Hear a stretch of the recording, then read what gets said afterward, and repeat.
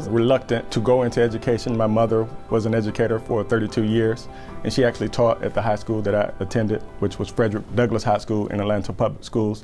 She was a home economics teacher, and she encouraged me when I was in college to take education courses, and I said, Mom, I do not want to be a teacher, but you know, mother always knows best. And maybe 7 years later, after I figured out that I didn't necessarily know what I wanted to do, I started substitute teaching, and I always had a knack for math, and I always loved mathematics and tutored on the side. So, you know, late 20s, it finally clicked in with me. Maybe I should try teaching.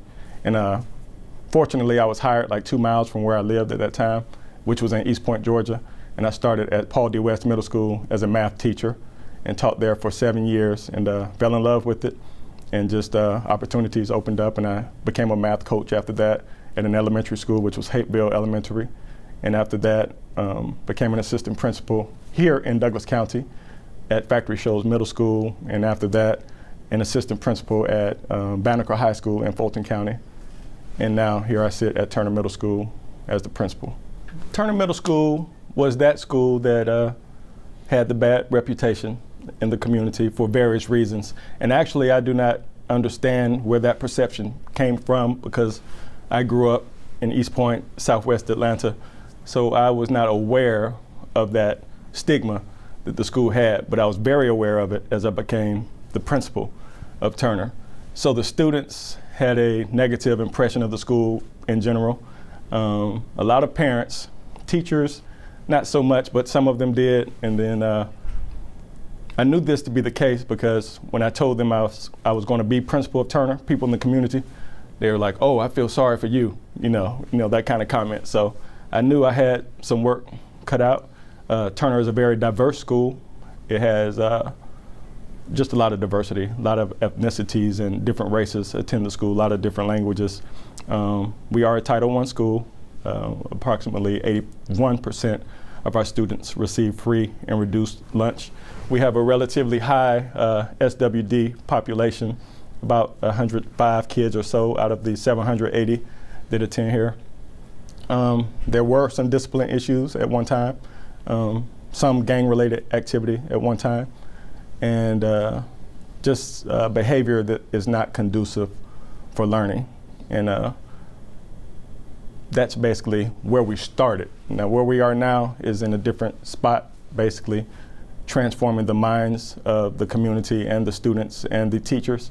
The transformation really began in the very beginning with the motto of the school, which is the best middle school in Georgia.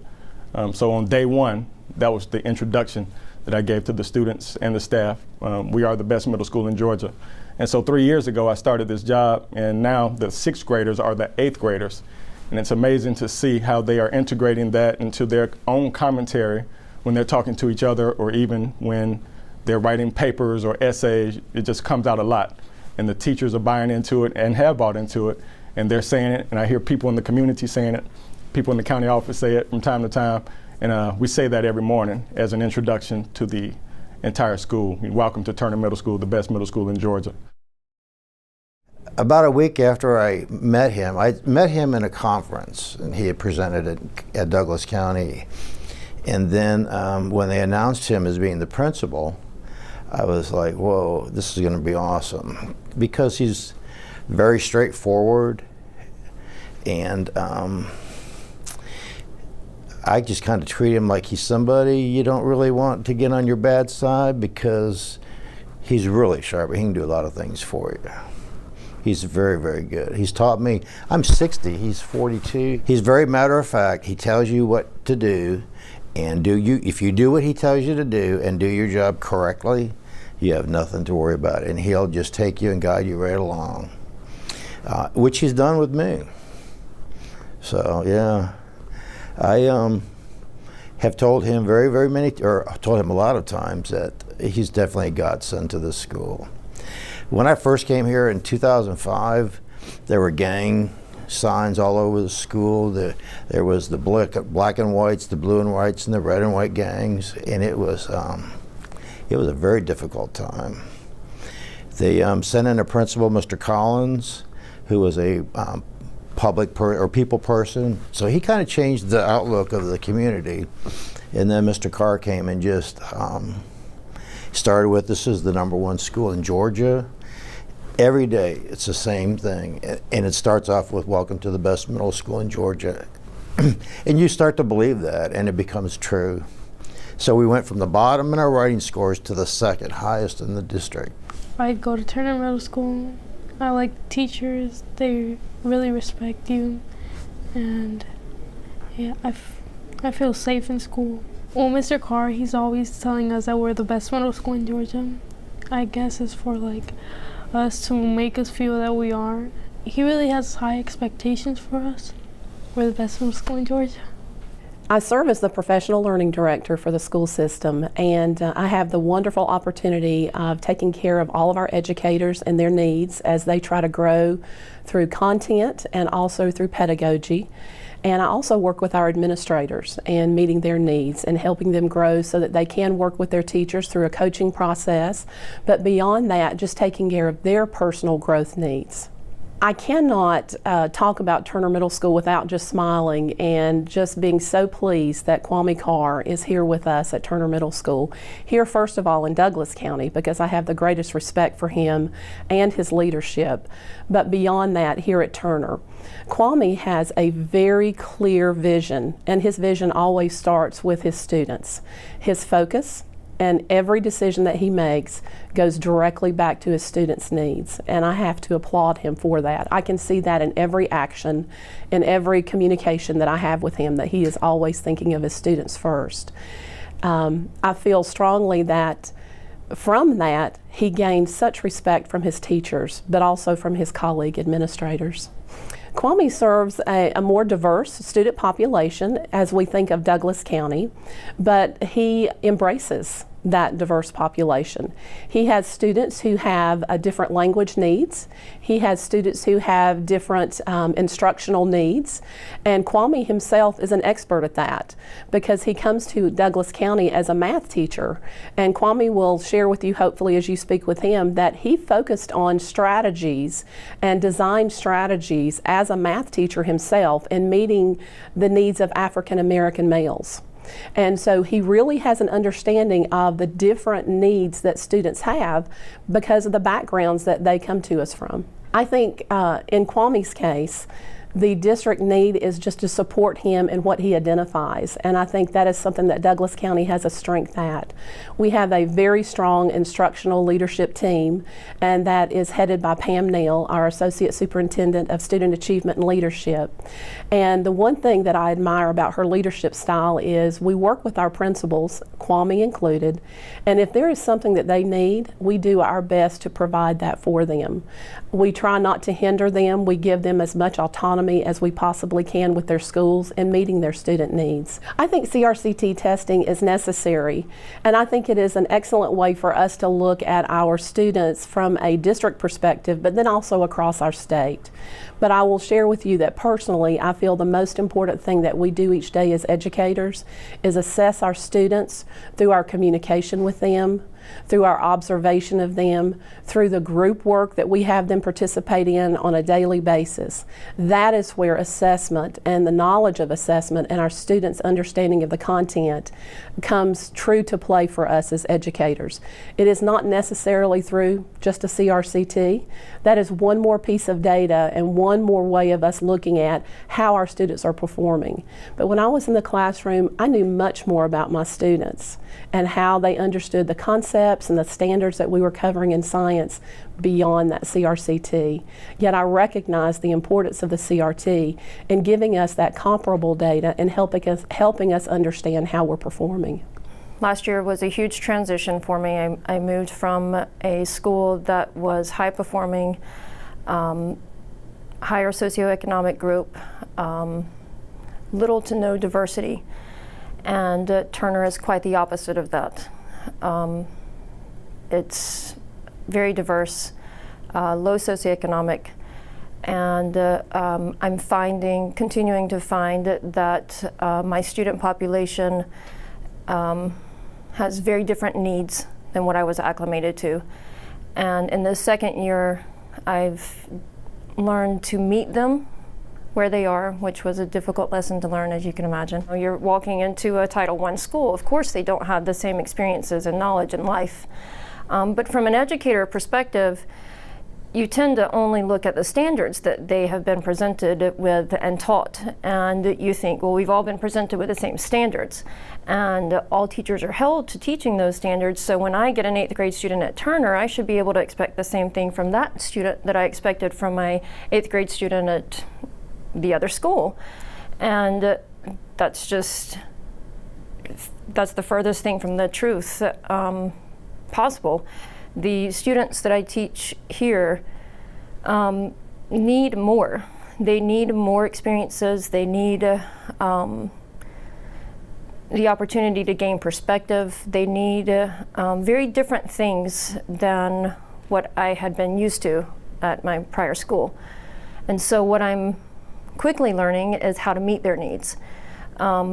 I'm learning how to break down things and reduce concepts in such a way that provides them with the basic principles, and then from that point I attempt to build them up to the standards expectations.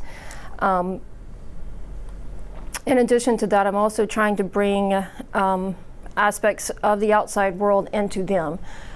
In the sense of breaking stereotypes, because again, with these demographics and the population that we teach, there tends to be an automatic sense of I can't do that because. And so I attempt every year to bring in different people who defy that stereotype or defy that demographic and show them that all things are possible. RTI is a beast. I brought RTI to the table here at Turner last year, and I was very honest with the faculty. I said to them, these are the things that I tried during the course of the year, and they all failed miserably. Here are the number of students that I attempted to intervene with. Here's the times that I tried to intervene with them. Here was my attendance rate, and here are what the scores show as a result of my efforts. And it was an epic fail. And I shared that with them quite honestly. And you could see that they were shocked that I was admitting failure and all these other things. But afterwards, several people came to me and said, we are so glad that you told us that this is what you're trying to do. We all struggle with this. This is definitely something that we all want to work on. We want to improve because we know it can benefit the students. But we're all just kind of at a loss. And I had left that kind of reflective meeting saying, I'll be back, I'll tell you what my next round of steps are going to be, we'll talk again. And so at the beginning of this year, I came back with a different kind of plan, a much more structured one, a much more collaborative plan that included other people, other experts. And we started this current school year very different. We had a lot more communication across grade levels, across subject areas. I planned with reading and math teachers, and we worked together to reach about 60 or 70 students in my grade level alone, 3 or 4 times a week, depending on what the student needed. And we started from pre-assessment baselines like CRCT, CDAs, things like that. And we identified very specific strategies that we could use in that time frame over the course of 4 to 5 weeks and show a pre to post attempt at a strategy that would give the student some gains in understanding whatever the concept or strategy happened to be. And we have had a lot of success with that this year. I attribute a lot of it to the collaboration and communication that has occurred, but I also attribute it to the very focused instruction, the way that we would isolate standards and elements and then research specific strategies that were different than what was being presented in the classroom and use it repeatedly until students show mastery. I have 2 leadership teams. One, because we're a focused school, we have a very focused leadership team, which is very small and intimate. We were identified as a focused school because of our SWD students with disabilities in science and social studies. So we have our science department chairperson and our social studies department chairperson, along with our ed evaluator and a team leader, and myself and our Metro RESA person? My beginning in education started from home, Nigeria and West Africa.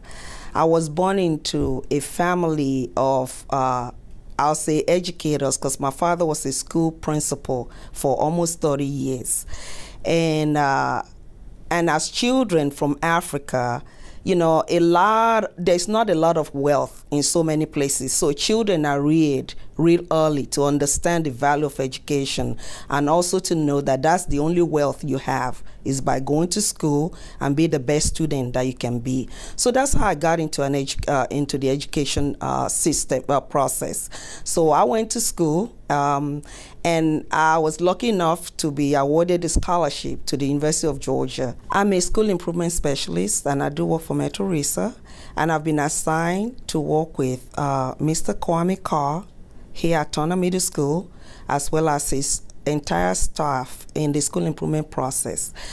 My job entails different areas of school improvement, but I can talk about 4 major areas that we have worked in, and we have seen tremendous growth of student achievement. I work with them in the establishing and sustaining effective leadership teams.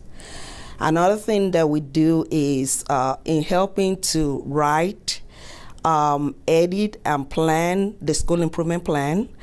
And we also use the short-term action plan every 30 days to drive the school improvement plan for the monitoring process, to make sure that the actions, the strategies, and interventions set in place at the school are effective and in driving student achievement. And thirdly, we also work collaboratively with the teachers in terms of helping them with the teaching of the Common Core GPA standards, as well as the GPS standards as well for science and social studies. We work with the teachers during collaborative planning meetings. We give them feedback on their meetings.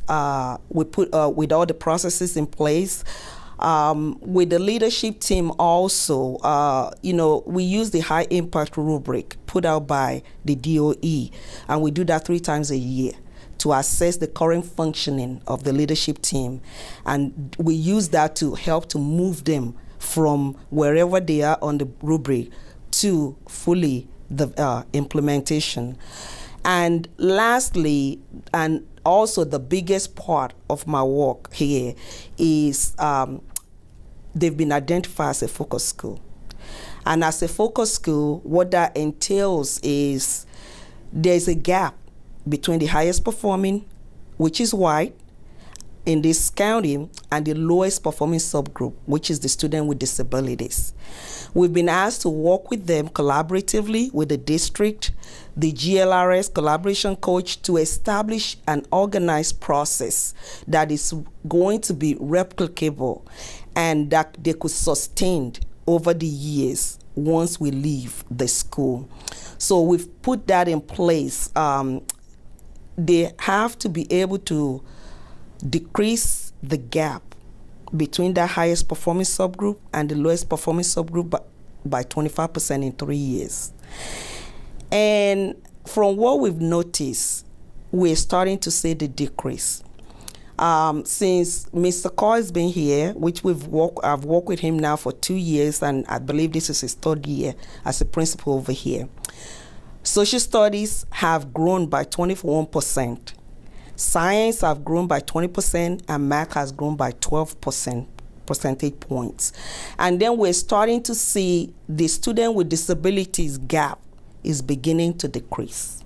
Being the assistant principal here, my job is to assist, I believe, with the everyday running of the school and making sure that the expectations that our building principal, Mr. Carr, has set forth, to ensure that I follow through with that, regardless if he's here or not here, just to maintain the extremely high expectations that we have here at Turner, day in and day out. So what he does is what I do. As far as, I'll give you an example. In the morning, we have the announcements, and the announcements are the same every single morning, regardless if he's here, Mr. Carr, or myself, or Mr. Rowe. If Mr. Carr's not doing the announcements, then I do the announcements. And it's the same exact thing. So the students know what exactly they're expected to do, and so do our teachers. And everyone from the cafeteria, the custodians, everyone knows the expectations. And I think the reason why we're as good as we are, and we are the best in Georgia, is because of the high expectations that Mr. Carr has set forth. Turner Middle School is absolutely, without a doubt, the best. Like I said, I came from the high school and moved over here. This is my 3rd year now.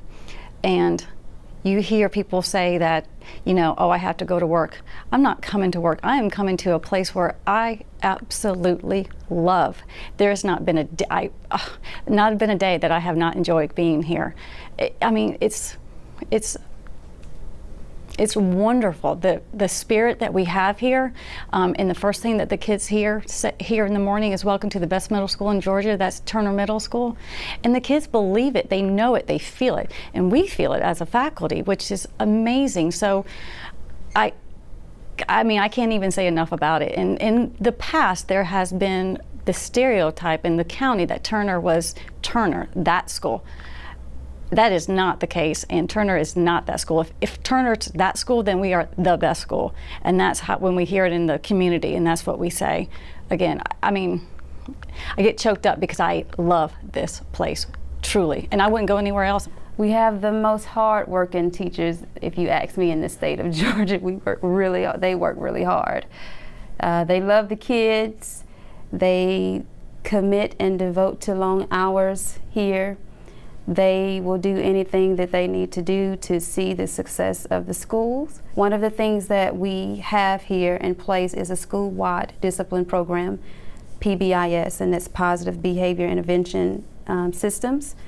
And we try to teach kids the right way to behave instead of being disciplinarians after they behave. So each conflict is a teachable moment. And I really do think that this is one of the things we have here at Turner Middle School that played a part in the success of our school. We have the teachers to all teach the same, to speak the same positive language. Our principals do, our parents do, and we just model what they should do instead of, you have detention or you have ISS for not following the rule. We do an incentive program and say this is what happens when you follow the rule. And it's what happened in life. You do the right thing, you behave the right way, and good things will come and good things will follow. And we teach that to them. And since the start of the program, we have cut our discipline referrals in half from before the program to now. And we all know that when kids behave, teachers have time to teach. We all know when teachers have time to teach, we see improvement in scores. We know when we have a positive school climate, kids want to go to school, come to school, so your attendance increases. I have one particular kid that had never received an award or recognition or anything positive, being recognized for anything positive since he's been in school. And then when he received an award for good behavior, his parent actually called and said, "My child has never received anything." I was really shocked that they received something, and it made a great difference in their attitude. I'm the parent outreach facilitator here. My job entails parent involvement. What I do is I reach out to parents. I invite them into the school to ask, to get them to be a part of their students' learning activities, to be a part of their education process. I do parent workshops at least once a month. The parent workshops, reading, writing, math, some of the things that they can come in and get hands-on experience, some of the things that the students are learning in the classroom.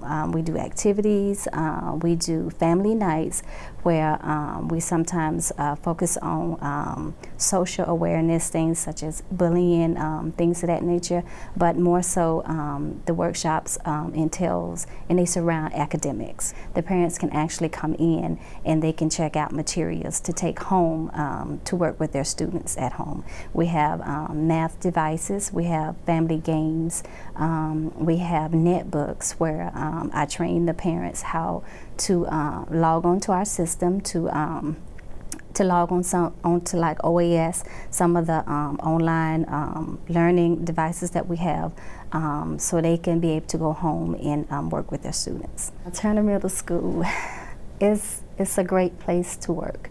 The teachers, the staff, the administrators, the kids, it's a joy. I collaborate a lot with the teachers because when I do my workshops, they're the one that actually are presenting.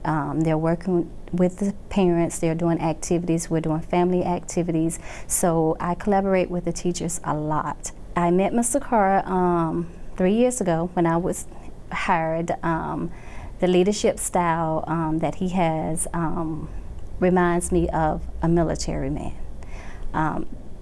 I've been serving with my husband in the military for 23 years, and the way officers and the way just military personnel in general carry themselves, the order, the motivation that they give to, you know, soldiers or civilians or, you know, the people, the leadership, just the leadership style is awesome. We are the best middle school in the state of Georgia. We're striving to become better than the best. The students, whenever we do like activities or send a flyer out, things of that nature, or even wear a t-shirt that says we're the best middle school in Georgia, it's like with pride. It's great, it's amazing. It's just a good experience here. It's a different experience than Florida because to me, it's a smaller school and I like smaller classes because it helps me learn more. In big classes, like, I feel like you're not having the individual help. So I love the school. And the teachers have been phenomenal here at Turner since I've been here for the past 3 months. Mr. Rowe is one of the funniest guys I've ever known here. He's really funny, along with Mr. Carr too. Well, Mr. Carr, he's you can go with him for anything. Like early in the year, I had like a problem in class, and I went to him. A couple students went with me, and he listened to us. He took notes. He took like 3 pages of notes, and he understands, and he came up with a solution with it right then and there. So really, it's like really good how he actually pays attention to us. It comes on the PA system every morning to remind us that this is the best middle school in Georgia. I mean, you've been here all day, you should know. Just by seeing the kids around, seeing the teachers, how they interact with students, you should know by now. Okay, I currently teach 7th grade reading here at Turner Middle School, where we pride ourselves in saying that we are the best middle school in Georgia.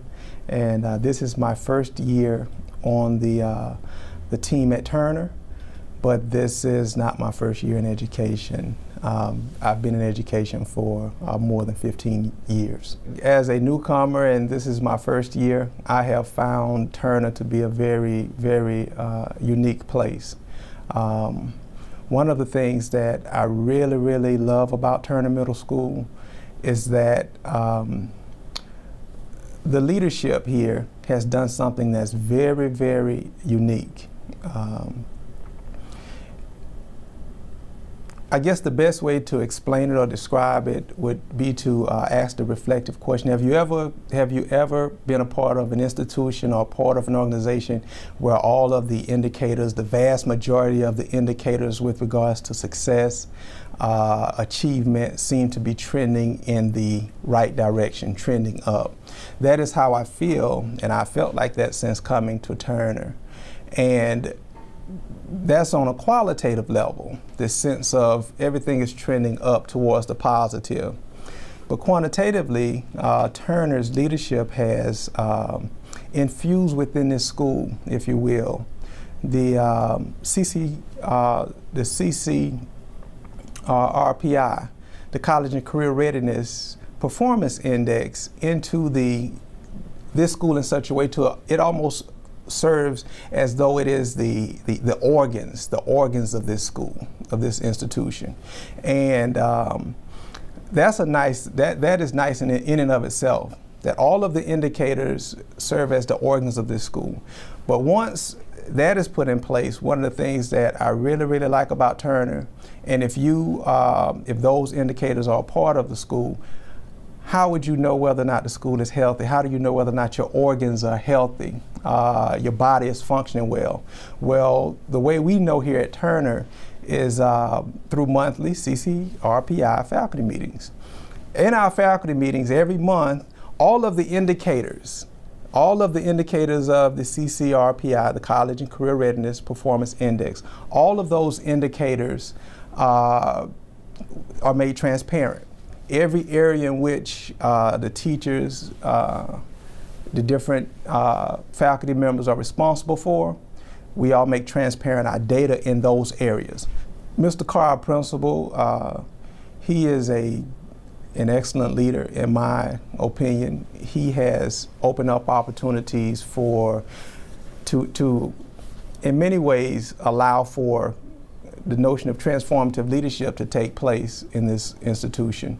One of the things that I studied in my own graduate studies was transformative leadership, and I know that one component of transformative leadership is that leadership begets leadership. So you should find leaders throughout the institution. It shouldn't just be top heavy. You should find leaders throughout the institution. The College and Career Performance Indicators allows, for instance, at our faculty meetings, it's not just the assistant principal and the principal, Mr. Carr, talking throughout the meeting while we're sitting and listening and absorbing. Everyone is up participating. Someone's representing the reading department, someone's representing math, the different grade levels all represented, and we all give our reports. So he allows for leaders to manifest and express their different skill sets throughout this institution. He does it very well. So we do something very innovative here at Turner Middle School with our leadership team. We have the small one, then we have what we call our CCRPI leadership team. And once the College and Career Performance Ready Index came out, we adjusted our meetings to cater to that measurement because AYP is gone. And so the measurement was no longer reading, English, language arts, and mathematics. Everyone was accountable. And not only that, some more people were accountable as well. So it will behoove us to kind of cater our leadership to that. And as I looked at the different dynamics of the CCRPI and the 13 components of it, that automatically brought 13 people into the loop who needed to be accountable for their measurement, as well as the exceeding the bar category. So as I looked around the staff, that really encompassed everybody. Even though you may not be a department chair, you have a role in that. So our faculty meetings now are actually leadership meetings. So I have 60 people on my leadership team. And what we do each month is each person who's responsible for something on the CCRPI gets up and does a presentation based on the data of the students. And they have to present their gains and their lack thereof and their game plan to get gains if they did not have success. And basically that comes from our RTI process. We're fortunate to have 2 planning periods here in Douglas County. And so we have 7 periods a day. Teachers have 2 plannings, and the mandate to teachers is simply make sure you're meeting with students on a regular basis that you know are struggling. Make sure you're meeting with the SWD students. Make sure you're meeting with our ELL students and any students that are failing your classes. Those are the students that you pull during one of your planning periods each week, a couple of times a week. I don't dictate the day, the time, or the hour that takes place, but it needs to take place because guess what? At the end of the month, when we have our meetings, CCRPI leadership meetings, you're standing up in front of the staff and informing everyone what you've done with the students. And I don't think anyone wants to get up and fabricate stories for 8 or 9 people that didn't do what they said they're doing. And even if they do, I don't think they'll do it twice. So it holds everyone accountable. The RTI process fits nicely into the CCRPI leadership team that we've developed here, and it kind of keeps everything flowing smoothly. And we don't look at RTI as teachers having conversations with teachers. RTI is when the metal hits the road, or when the teachers get the students and they're actually doing something to get results. It's not teachers talking to teachers about students. It's about teachers being with the students and accelerating them to where they need to be. Since we are a Title I school, one of the benefits is we have money to spend. And so we have a lot of professional developments. A lot of them offered by the county, and some of them offered through the county through the vendor process. So we've been able to bring in people from different companies and organizations. We've recently had assessment training. We've had diversity types of training. We get technology training. We have a lot of technology in the building. So we get a lot of learning-focused training, which is the instructional model in Douglas County. I told my staff this. When I arrived here, the school was already in NI3, sliding into NI4, and the state was about to come in and take over and push us around a little bit. And then it was restructured, and then we ended up on the focus school list. And at that time, I understood that we would receive assistance from the state. And fortunately, I knew who the assistants would be. So Dr. Osendele from Metro Risa happened to be one of those people, and I was familiar with her work already from Banneker High School in Fulton County because we had a similar situation. It was also a Title I school, and there were struggles in science. So I knew she was effective in what she would be able to do and to bring to the table as the Metro Risa School Improvement Specialist. So I told the staff, I said, we're going to have a lot of company over the next 2 or 3 years, and that we need to be welcoming of that company. And if people say that they can come in and help us to achieve what we need to achieve, then you act like you don't know anything. You play as dumb as you can, get all the resources and put them to work. Make them work. That's what I told them. Make them work. And I promise you, every single person that has come to the school to do a professional development, whether it's Metro Risa or Grad First or anybody, they'll tell you that the teachers are very welcoming and warm because we soak them up like a sponge, because we want all that knowledge so that we can take it back to our students and get the gains that we need. The hardest part of my job is fielding, I'm going to use the word complaints about education when you know you're coming in every day and pouring out your heart, and you know you can't satisfy everyone. And I kind of try to keep my staff just as grounded, and I don't mean to be religious or anything, but I often remind them that not even Jesus could please everyone. And so don't think that you will be able to, but sometimes I lose sight of that as principal. And I get far more compliments. I mean, 95% of the time, I get good marks. But that 5% can wear you down, you know, especially when they come back to back to back and you know you can't please someone and they're trying to go run, tell, trying to get you on the news, you know, that kind of stuff just kind of gets old as a principal. So, and that's, you know, when they come in bunches, it seems, but that's probably the hardest part. Like everything else that I do, because I'm organized and structured and kind of stay ahead of everything else, it's not that bad at all. You know, the relationship piece, getting along with adults, motivating the kids and the adults, and bringing the community together, that's not the hard part. It's just the pressure of the ones who are naysaying, I guess, and the ones who try to get their way by means above the principal, whether it be through the superintendent or the news media, you know, because they think their way is the right way. And sometimes it very well may be, and I'm willing to concede that it is the right way. But when people come into the conversation, if our first conversation is, I'm going to the superintendent or I'm going to the news, that's the hardest part of the job. I teach 6th grade social studies. I teach about 160 students, 6th graders. I'm also the director of the after-school program, 21st Century Grant, for kids that are, you know, that need a little extra help.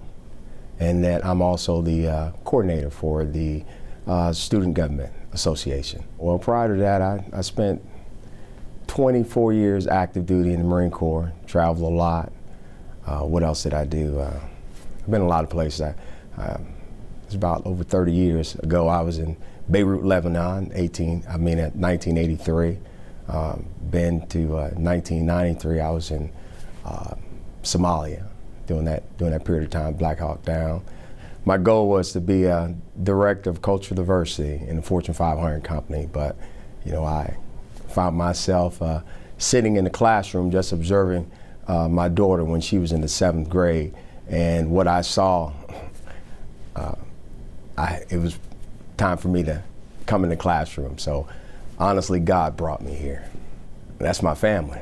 I would say that Turner Middle School, just the environment, and it starts at the top, the leadership, with Mr. Carr and Mr. Rowe and Miss Frettenberg, phenomenal individuals. And as far as the teachers are concerned, they're incredible. And when they say constantly our mantra is the best middle school in the state of Georgia, it's evident. CSRT testing, well, that's that culmination of all the hard work that both the teachers, the parents, and the students have put in preparation to seeing, okay, based upon the standards and what the state and the county wants to see if we hit all those standards and the kids can either meet or exceed. And our goal is to exceed, to be in the 90 percentile, not to just make a 800 and pass, but we want to exceed expectation. When a student, that has been struggling, finally gets it. And as I say, I tell my students, you may not get it like economics and government. Those are some of the hardest standards to grasp. You may not get it the first time. You may not get it the second time. But in all likelihood, the third or fourth time, you're going to get it and you're going to master it. And then when a kid comes and say, I got it, and you can see the joy and that glimmer, you can see it, I got it. And just for them to say, thank you, the leadership, starting, like I said, at the top with Mr. Carr, and just setting a vision. He set a vision and a path, expectations, and the kids know, when you have a leadership that that, hey, these are the standards, these are the expectations. We're not going to deviate. When he says we are, every morning the kids here, welcome, be it if it's Mr. Carr or anybody that gets over the PA system, welcome to the best middle school in the state of Georgia. And then to go on and say you have 2 responsibilities here at Turner Middle School, to make A's and B's and to act accordingly. And the kids know their expectations, they hear it every single day. And then they know that bullying will not be tolerated, that, likes and dislikes, regardless of your social, background or your economic disposition, it does not matter. We're here for one purpose, to educate you. And I can give you a quick example, that leadership. But the ultimate goal, as I tell my students, and I tell them all, is that the ultimate goal of a teacher is, and a parent, is to ensure that their future, the student's future or the child's future, is greater than that of their parents.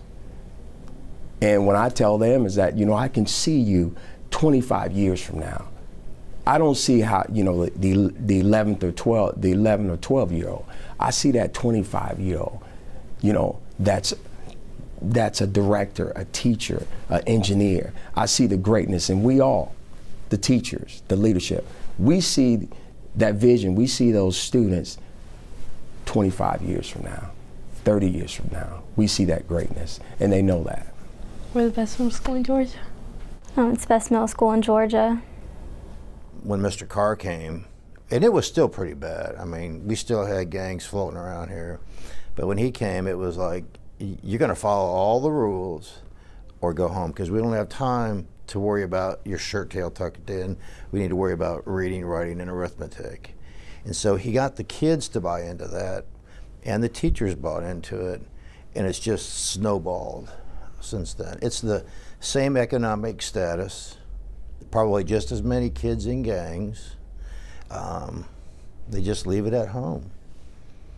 And you would, to listen to some of these kids' stories would break your heart. A lot of their moms are in jail. A lot of their dads are in jail. A lot of them are being raised by their grandparents. So they have a lot to deal with, and we ask them to do a lot when they come here. So, and they rise to the occasion. That's what kids do. But all that said and done, I still feel kind of embarrassed when I cash my paycheck because I can't believe I get paid to have this much fun with these kids. Don't take it too seriously. Listen to both sides of the story, or all the sides of the story. And then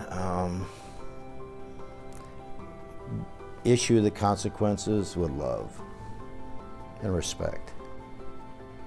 Yes, Mr. Rowe is one of the funniest guys I've ever known here. He's really funny, along with Mr. Carr too. I hope your experience here was great, because this is, of course, the best middle school in Georgia.